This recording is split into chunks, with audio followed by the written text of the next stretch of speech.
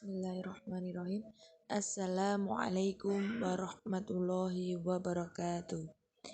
Perkenalkan, nama saya Okta Widianti dengan NIM 101190242. Saya dari kelas HKII semester 5 Fakultas Syariah IAIN Ponorogo. Di sini saya akan mereview sedikit materi tentang rukun dan unsur wakaf dalam perspektif fikih dan hukum positif mata kuliah fikih dan manajemen wakaf. Sebelumnya memasuki poin pertama, yaitu perbedaan rukun wakaf dan unsur wakaf. Pada rukun wakaf, kesesuaiannya itu dengan fikih, sedangkan pada unsur wakaf, kesesuaian dengan hukum positif.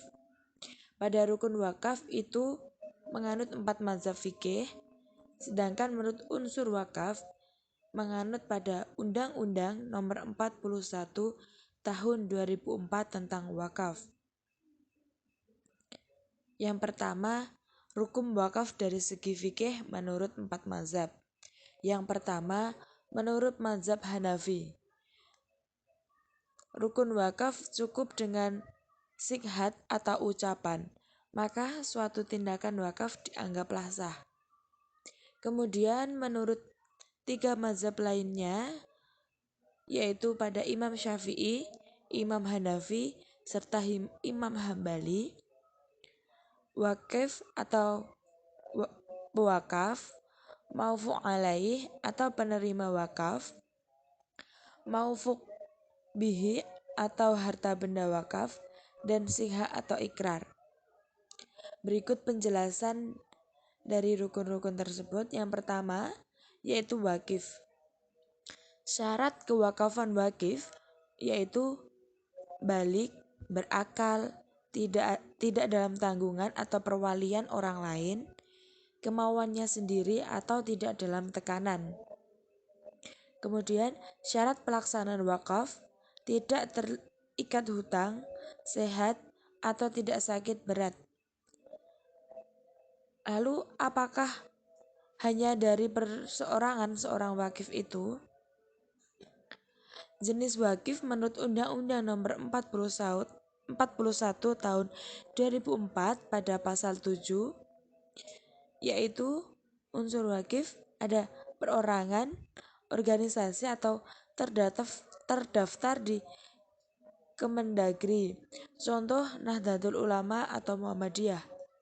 Sedangkan badan hukumnya terdaftar di Kemenkumham, contohnya yayasan dan pondok pesantren.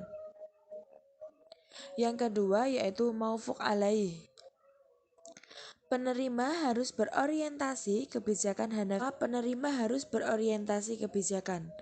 Menurut Imam Hanafi atau para penganut Imam Hanafi, mendekatkan diri pada Allah. Sedangkan menurut Imam Maliki tidak suka maksiat. Serta yang kedua, penerima cakap akan hukum. Ketiga, penerima wakaf hendaknya kontinu atau tidak terputus. Jika ada kemungkinan terputusnya, menurut mazhab Maliki dikembalikan ke wakif, sedangkan menurut Imam Syafi'i wakaf tidaklah sah. Kemudian poin keempat, penerima bukan diri sendiri atau wakif. Yang ketiga yaitu maufu' bihi. Mempunyai nilai yang berharga, contohnya uang. Yang kedua, barangnya itu harus jelas, contoh tanah. Yang ketiga, milik wakif, contoh sertifikat tanah atas nama sendiri. Jadi, sertifikat bukan atas nama orang lain, melainkan harus milik seorang wakif. Yang keempat, yaitu sikhat. Yang pertama harus jelas atau sarih.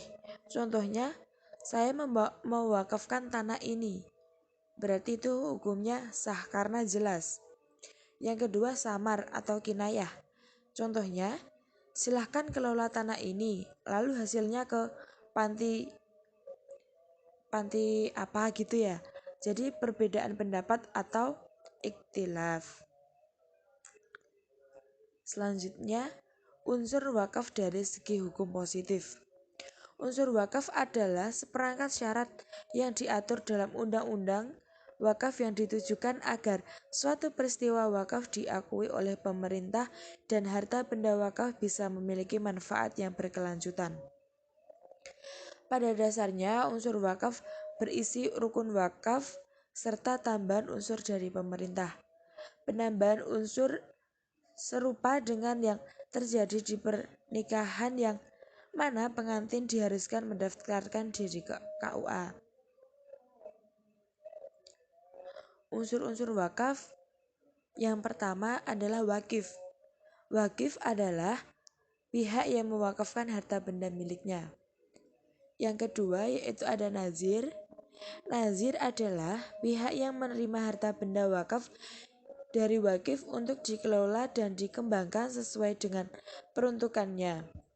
Jenis nazir yaitu ada perseorangan, organisasi yang sudah terdaftar dalam Kemendagri, dan badan hukum yang sudah terdaftar di Kemenkumham. Kemudian yang ketiga ada harta benda wakaf. Harta benda wakaf dalam Undang-Undang Nomor 41 Tahun 2004 tentang wakaf adalah harta benda yang memiliki daya tahan lama dan atau manfaat jangka panjang serta mempunyai nilai ekonomi menurut syariah yang diwakafkan oleh wakif. Oleh karena itu, agar mempunyai kekuatan hukum tetap hendaknya didaftarkan pada kantor pertanahan. Keempat, ikrar wakaf. Ikrar wakaf adalah pernyataan kehendak wakif yang diucapkan secara lisan dan atau tulisan kepada nazir untuk mewakafkan harta benda miliknya. Kemudian yang kelima, peruntukan harta benda wakaf. Peruntukan wakaf yaitu hasil manfaat atas pengelolaan harta benda wakaf untuk digunakan sesuai kehendak wakif. Misalnya, digunakan dalam berbagai bidang seperti keagamaan, kesehatan, sosial, dan pendidikan. Yang keenam, jangka waktu wakaf. Pada dasarnya, wakaf seharusnya untuk jangka waktu yang tak terbatas. Ketentuan jangka waktu wakaf ini cenderung mengikuti mazhab Imam Maliki yang membolehkan wakaf sementara. Contohnya, tanah itu selama-lamanya, uang paling sedikit 5 tahun, benda bergerak selain uang memiliki masa pakai dalam jangka waktu yang lama. Mungkin hanya itu yang dapat saya sampaikan. Kurang lebihnya mohon maaf. Akhiron, wallahul muwaffiq ila aqwamit thoriq.